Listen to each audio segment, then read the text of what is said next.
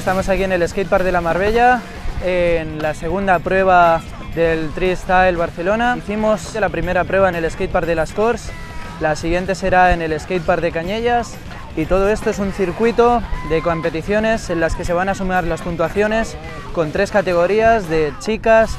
chicos jóvenes y chicos más mayores, en la que, sumando todas estas categorías y estas puntuaciones, se va a hacer la gran final en el Barcelona Extreme. Todo esto está gestionado junto al SEP, Convivint Esportivament, los locales de cada skatepark y las asociaciones y los sponsors que nos están ayudando con los premios de los materiales.